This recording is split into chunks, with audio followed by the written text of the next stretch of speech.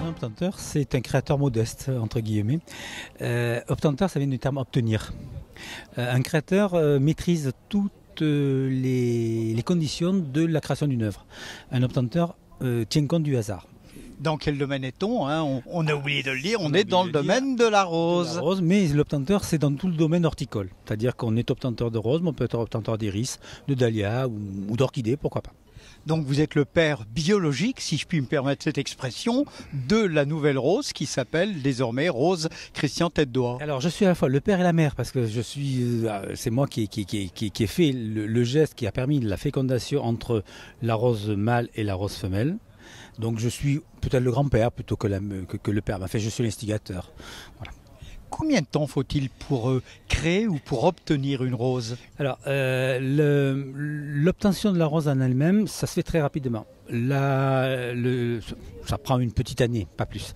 Mais après, quand on a obtenu une rose, on va le sélectionner pour garder que la rose qui est la plus qualitative parmi tout ce qu'on a obtenu. Et donc là, ça prend entre 5 et 10 ans. Quelles sont les caractéristiques de cette rose? Sa couleur, rouge foncé, son parfum, le nombre de pétales et quoi d'autre encore pour les amateurs? Alors pour les amateurs, c'est une rose ce qu'on appelle une rose de jardin. C'est une rose qui va aller dans le jardin, c'est pas une rose qu'on va trouver chez un fleuriste. Là, elle correspond au cahier des charges entre guillemets du parrain. Christian Tête-d'Oie souhaitait une rose de couleur foncée, ayant une petite forme, ce qu'on appelle à l'ancienne, c'est-à-dire pas une forme très moderne, parfumée, et qui pouvait servir pour la décoration de table. Donc j'ai eu la chance de trouver la rose qui correspondait à peu près à tous ces critères. Bon, il lui manque un petit peu de parfum, elle aurait un peu plus de parfum que ça serait mieux, mais c'est une très belle rose quand même qui correspond beaucoup à ce qu'attendait Christian, et je pense que Christian est très content d'avoir associé son nom à cette rose-là. Ça sera une rose étoilée? Ah, on va voir, on va la mettre en concours et on verra bien s'il obtient des prix, pourquoi pas. Je suis lyonnais, j'habite dans l'Hexagone ou ailleurs. Comment faire et à partir de quand pourrais-je commander cette rose, l'acheter quelque part sur la toile, sur Internet?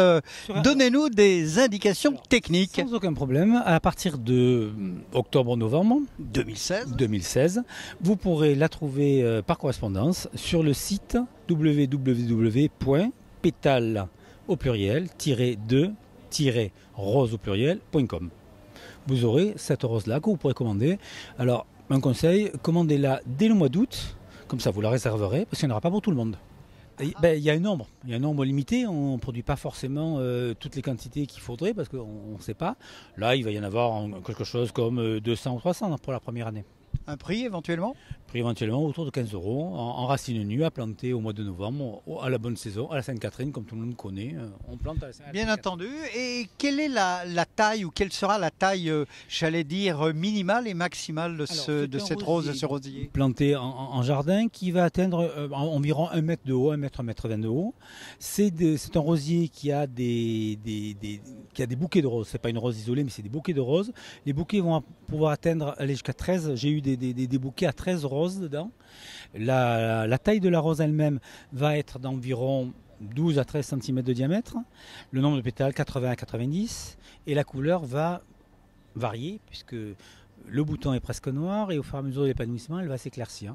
Et c'est une rose qui ira très bien en mi-ombre. On cherche beaucoup des rosiers pour la mi-ombre. Les couleurs seront plus douces et plus conservées à mi-ombre qu'en plein soleil.